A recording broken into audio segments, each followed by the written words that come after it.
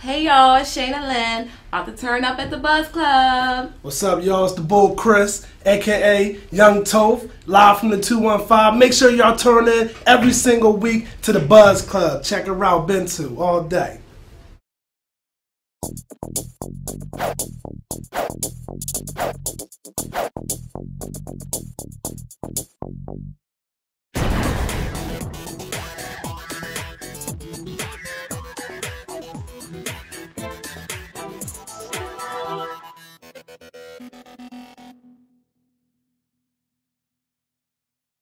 What's up, BuzzKlub? Welcome back. Today we have a wonderful special for you, and it's called What Women Want.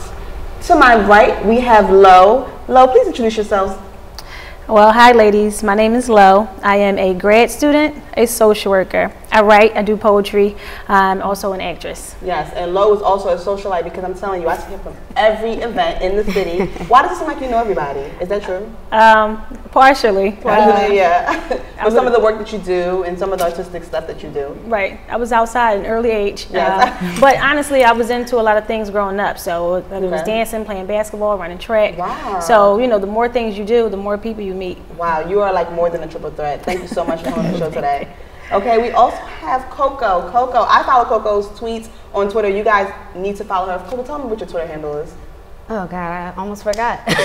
Melanie Co McCoy. So. Yes. She goes off. Tell them a little bit about what you do, what you like to talk about. Well, actually, I'm a blogger. I'm an artist, as in a painter. I'm also a writer. Wow, there's so much. I can't even name it all. You like to talk about feminism? Womanism, Africana womanism, black feminism, you name it. And I also enjoy your morning text messages, the positive messages. Thank you. Oh, yes. They really get me through the day. Thanks, Yes, Coco. Okay, to my left, we have Jasmine Renee. She is a gospel recording artist. Jasmine, tell them a little about what you do. Well, hey everyone, my name is Jasmine Renee. I'm a Christian gospel recording artist. I'm also a radio host on WPEB 88.1 FM every Saturday from 8 a.m. to 10 a.m. with my co-hosts Reese and Dan. Shout out to Reese and Dan. Yes, we just had a show this morning, and that's where I actually just was coming from. Wow. And make sure you pick up my copy of my single "Good to Me" on iTunes now, Google Play, and Amazon. All right, and I will be picking up a copy. Yes, so please go out there. Last but not least, we have Ms. Alicia. Tell me about what you do. Hi everyone, my name is Alicia Pitts. I am a healthcare strategist by day, but I am owner of Magenta Madison Limited event management and consulting firm by night, or I should say by 24/7. What my company is, we specialize in brand management. We're not PR, but we do a lot of launch events, showcases, networking, empowerment, and nonprofits. So if you're someone who is a business owner, or if you work for a business that may be looking for the expertise of Magenta Madison Limited, please do come on over, where we're turning your vision into an experience. Oh my God, with the experience. Okay, so as you can see, we have some pretty diverse women here, and some powerful and strong women. Your top 5 attributes in what you're looking for in a man, or what you already found in your man. Yes, because me and my friend was making a list the other day, and it was just interesting how years ago my list would have been completely different than what it is now. You know, so I want to know what's at the top of your list. We can start with Lo. You know what you want, girl. I know what I want. At 26, I should. Oh, really? So do women really know what they want just at 26? No. No, I think I've honestly been the same person. I was a late dater, so I think I might have been the same person ever since I started dating. But I think the 5 things I would want in a man is, I don't know. It's hard to say. Like, do I have to say 5 or just? Just your top. My top. Top 5. Like off the break. I'm a person who thinks long term. So I need you to have some type of long term focus, a path. I need you to have a savings account. I need you to have, some type of. I would like to have a man who is surrounded by, family and support, because that makes a big difference in how you would treat me. A career focus or career path, and I don't know, maybe just love in your heart. I don't know. You can't be closed minded. Yeah, you gotta be open minded. Yes. Me personally, the first one is always going to be God-fearing. Like, you have to be God-fearing because if you don't have any sort of God about you, then I don't know what your moral compass is. Right. That's one. Two, for me personally, they have to be family-oriented. Family is very important to me. Like she said, how you treat your family, how you treat your mother, whoever, it's going to be a reflection of how you choose, you know, treat me at the end of the day. For me, education is very important. So they need to have some sort of educational background mixed with like a career path. Fourth, most people probably wouldn't care about this. African-centeredness is like important to me. It's really becoming. You have to be very centered because at the end of the day, in terms of child rearing, you know, I want to have a family. So how you decide you want to do things ultimately is going to affect my child at the end of the day. So if you're into that Eurocentric stuff, that's fine, but that may not be how I want to do that. And five, sexy. That's what you know what? I honestly want them to be attractive. Yeah. Like, if there's no attraction there, then it's probably not going to go very far. Sexy. Jazzy. Well, you guys said most of the things that I was thinking about, but the first five I would have to say off the top of my brain would have to be, of course, he had to love the Lord because, you know, me in ministry, he has to have a heart for ministry. Equally yoked, right? Yeah, can't be unequal. That's Bible. The second thing I would have to say, education. Third thing, he would have to have he has to have some type of physical appearance. I have to be attracted to you. But with God bringing him to me, I know he'll be the fruit of my eye. That's right. The fourth thing, I'm trying to think. Just love him. If he love himself, then I'm sure, you know, he'll love me eventually, of course, obviously. And then the fifth one, I would have to say, I don't know, it's so hard. He has to have a business mindset because if he can build a brand, then I can build a brand. We can build it together. Yes. You know what I'm saying? Definitely looking for that. Yes. Yeah. And you know, just to piggyback off of everyone, God fearing is important because I'm not just dating just to date. Not now. I should say I was looking. I'm not gonna say I was looking for a husband, but I wasn't. I was a late dater as well. So if I'm gonna commit, we're gonna commit together. And if we're gonna say those vows in front of God, you have to believe in Him or love Him more than you love me in order to honor that. Second thing I would say, I want an optimist and a realist at the same time, because if we can't have that rationale between us, then we can't agree to disagree amicably. And I would also say communication. It's very important. We can go through the hard times. I understand that fairy tale isn't going to be perfect or you're going to do everything right. But if you tell me in advance, not let me get blindsided, and we can actually communicate it, I may not like it, but at least you gave me the choice. The choice, to be able to do something with it. Compassion is definitely a big thing. Honesty. And that goes along with that communication. Very, very honest, absolutely, and henceforth with the realist. That's into culture. Absolutely. African, you know. You can't be like, I can't say that name. I don't want to try this food. You can't do that. You know, exactly. You can't be like that with me. Someone who's independent. Absolutely. I like a leader, not a follower. Yes. I'm a leader.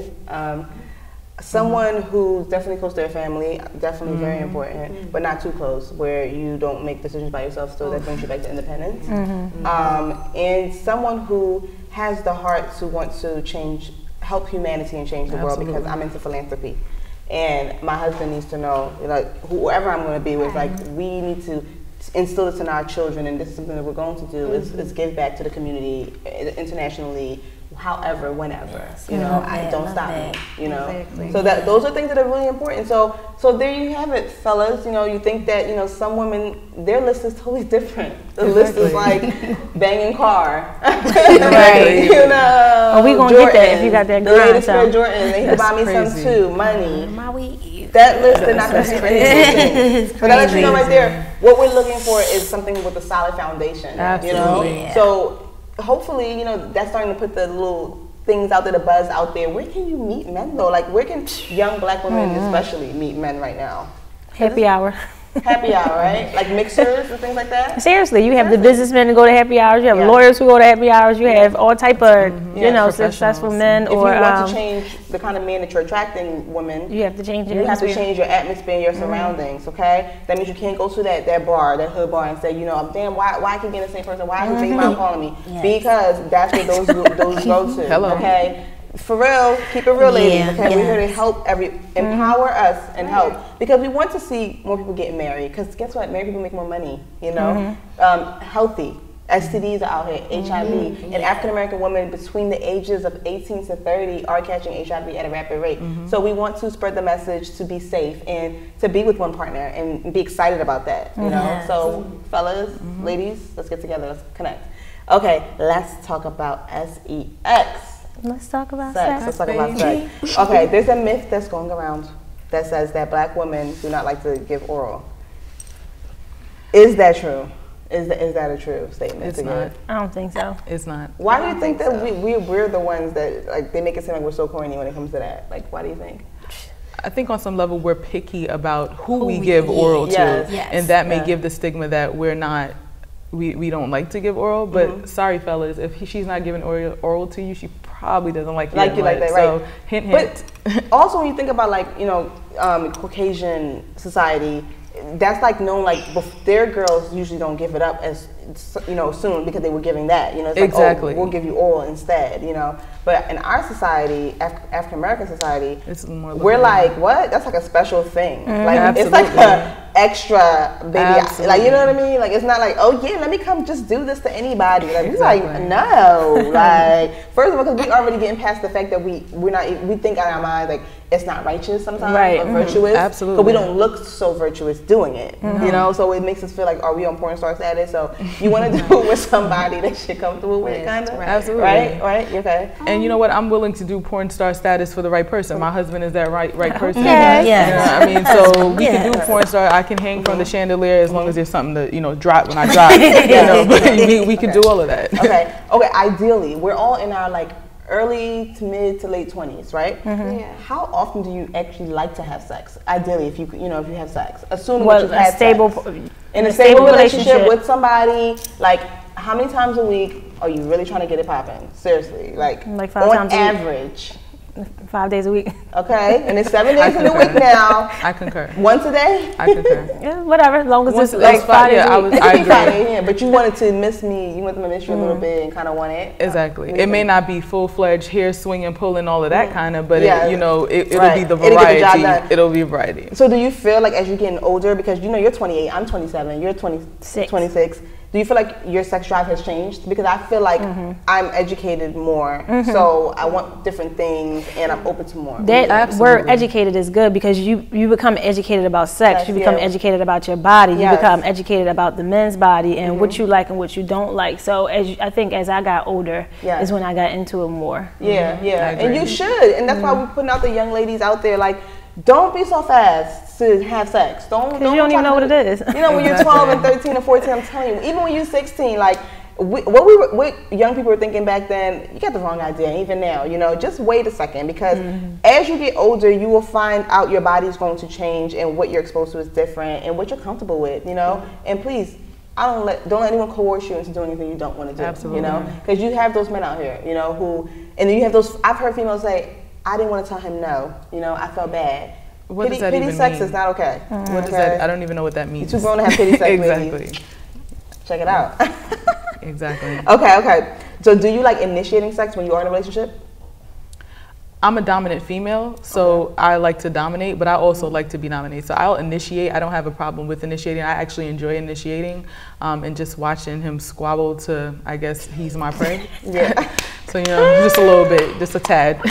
But I also like to be dominated, but to answer your question, absolutely. Every now and again, we like the king to become beer king, beat on his chest and say, you know. Exactly. But every now and again, we want to be like, what's up? Exactly. What you been talking about? You been talking all this stuff? I don't even talk. The actions tell it all. So. Yeah, okay. So look, some of us do the talking, some of us do the walking. Okay. Exactly. Okay, so does size really matter? Yes. You so fast, girl. Like I said, I told you. Yes. I educated myself. Yes. But then size could be size, and then it could be, you know, not working. Absolutely. You know? So, I've had the hugest in my life. Was actually the worst in my life. Yeah, that's too much. Like he was the worst. He had no idea what he was doing. But it's not just size. It's passion. Absolutely. It's love. You know, it's trust. You know, that's when people are like, yes, it's like in a sense in terms of like complete like physical satisfaction, I guess. You know, but there's other things like if you're a pro at oral, you know, and sex is a combination of things. It's not just inside out thing. Exactly. But no, it's a total package, and I do believe in it's not the size of the boat, it's the motion in the ocean. That is very true. because every man is a different size. But it's nothing worse than getting to that that high peak. Yeah, you think it's gonna be all that. And then once it starts happening, you just it's like don't feel anything. So you don't look at the person the same sense. Okay, but you know what? Like I always say, you never know who you're gonna fall in love with. You never know who you're gonna marry. So guys out there who may not be packing like that, don't worry. You still have a chance. You know, so don't worry. We just saying. You know, we just saying. But if you're not good in that area, you better be good in other another areas. Exactly. You better compensate someplace else. Absolutely. Yeah. Okay, so ladies, one thing that I did not hear on your list is that he has, you know, he should have children. So it lets me know that Black women are still like, we still don't want a man with child. We still want to have a man with, you know. I've seen people with children, and it's never worked for me. Okay. Can you share some of your experiences, please? Honestly, I was seeing a guy.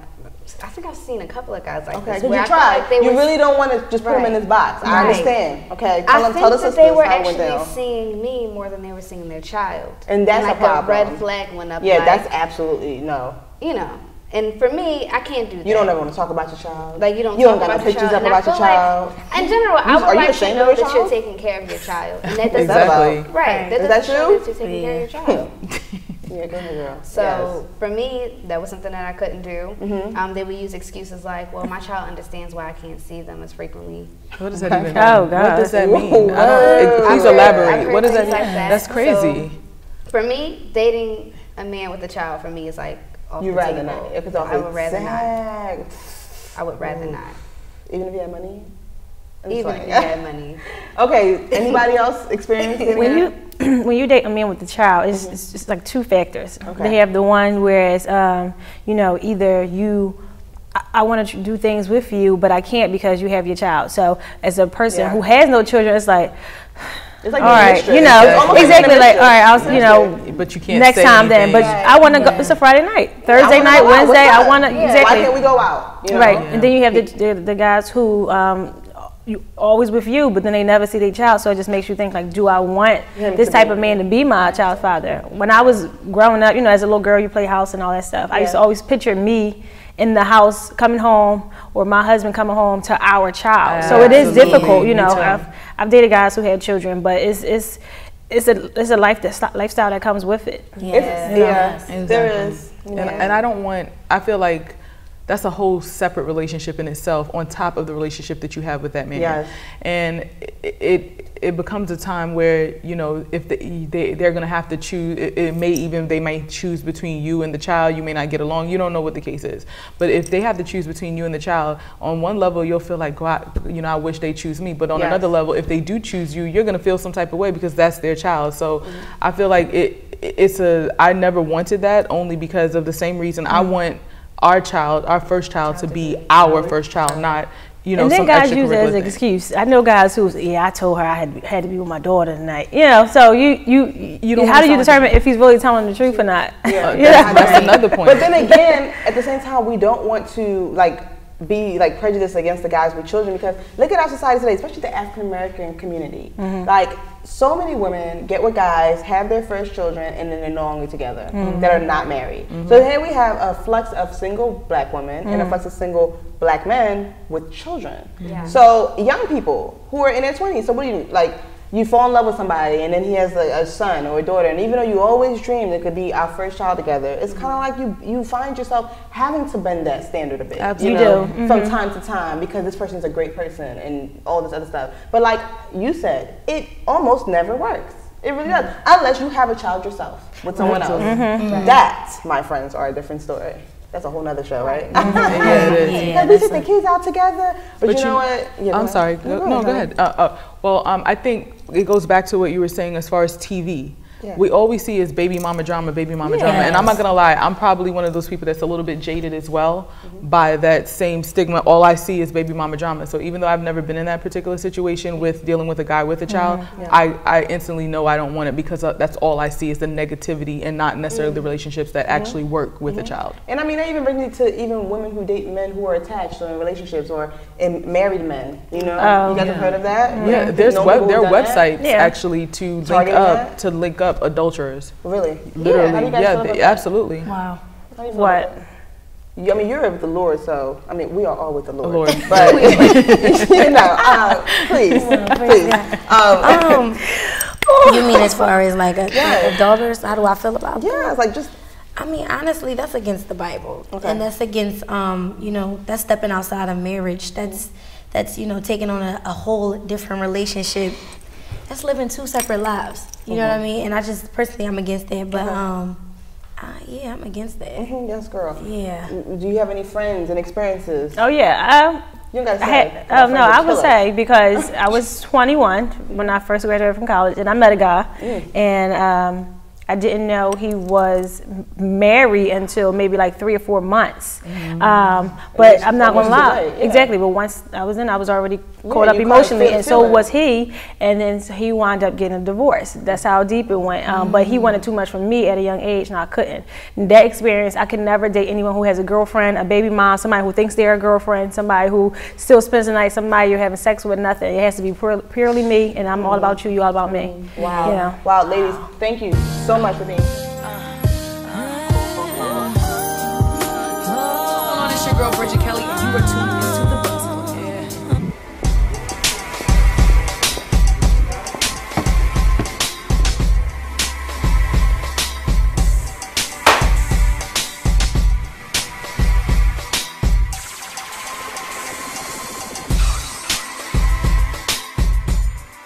Let me tell you, you are so beautiful, and I know people must ask you all the time, what's your nationality? I'm a mixed girl through and through. My mother's Irish and my father was from the Bahamas. Oh, so wow. Yes, a little Caribbean girl. That's sexy. Yes, and fiery and crazy. Yes, right. I'm also an Aries, so through and through. And I was going to ask you because I did a little bit of research on you, and I was like, this girl looks like she kicks ass, you know. And every Aries woman I know, they're like have a kind of a rocker edge type of chick. You know, they're very daredevilish. We're a little rough around the edges. A little bit. And I think that they're one of those kind of women that are very sexy, but they can also roll up their sleeves and go at it with the men. Absolutely. And I think that the men are always pleasantly surprised with Aries women. We're always ready to get down and dirty. Yes. So Bridget, tell me, how does your sign influence the music that you create? Well, I'm very honest and aggressive with a lot of my records. I think I try to present an alternative perspective, rather than just the the age-old male bashing cliche kind of R&B singer vibe. I really tried to, tell a story from a different light. I think I love love, and part of loving love means loving the drama, loving the heartbreak. So the good, the bad, and the ugly is definitely comes out of my records. So like, what have you learned about love in your life so far? It's just no sighs, no heavy sighs. It's inconvenient. It's so inconvenient, and I'm an artist, so it's it's great inspiration. But then when all is said and done, and I'm not on stage anymore, it's like, damn, I still gotta go home and I still gotta cry in my bed by myself. So it's a lot. It's a lot to handle. Love is a lot to handle, but you know what? Listen to your music, it makes it a lot easier because I like to listen to music that's real. I want to know, like, did this girl go through this? I want to feel that. Like special delivery. I was like, yes, because you know what? Because I'm gonna deliver this message to you. And it came out so powerfully, and it's like, what are your influences musically that brings that soul out of you?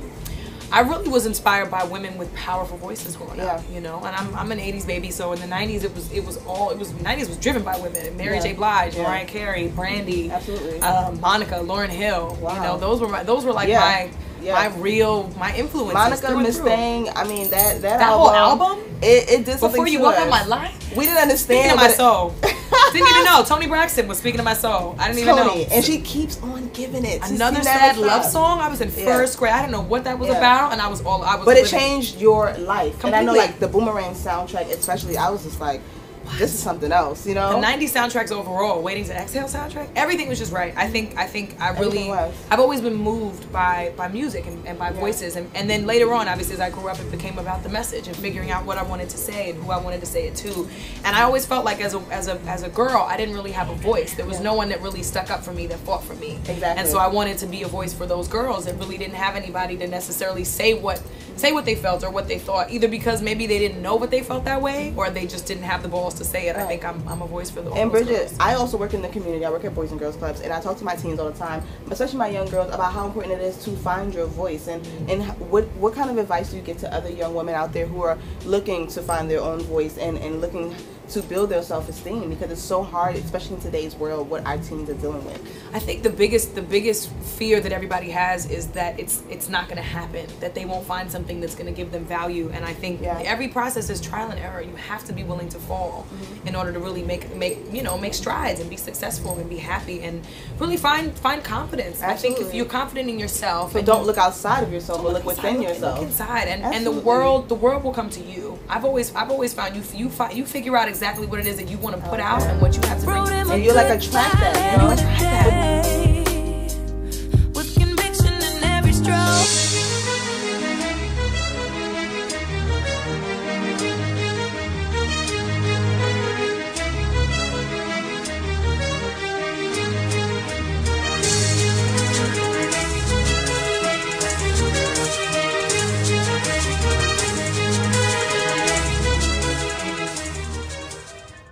Hi, I'm Bintu, creator and producer of the BuzzKlub, Philadelphia's #1 only young adult talk show.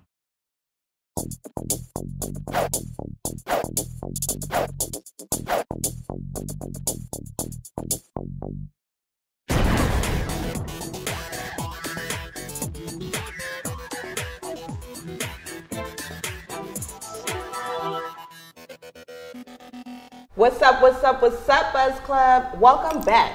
Today we have a wonderful special for you, and it's called What Women Want. Do black women, do we still have faith in black men? Are we still, or just men in general, do we really want that storybook, that we want to get married? Because people feel like times have changed, people don't want that anymore. And especially black women, because we're so strong, do we not want a strong man in our lives as well? I don't know a woman who don't. Absolutely. Exactly. Sex. Which of the following is not a porn star? Naomi Banks, A. B. Jenna Jameson. C. Stacey Spanks. D. Cherokee. Go. But I also read that 215 million women around the world do not have access to contraceptives.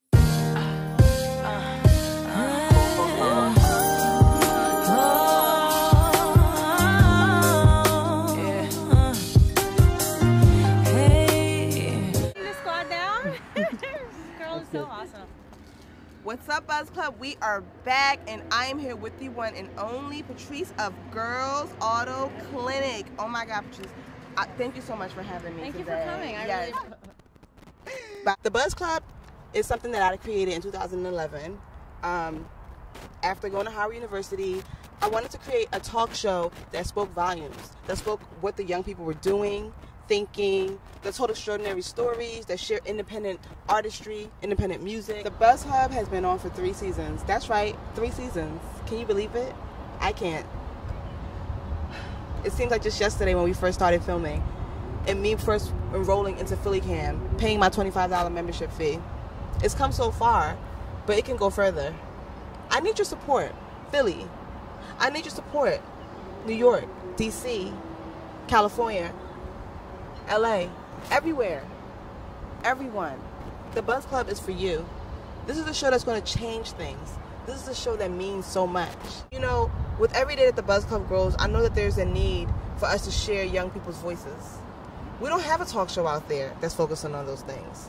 We don't have a show that's highlighting the intelligence and the creativity of young adults all across the United States, all around the world. This is not just a local show. This is not just a national show. This is an international approach to the way we see the world, to the next future, to the next generation. We are the millennials, and we are making changes. And to make these changes, we need to support one another.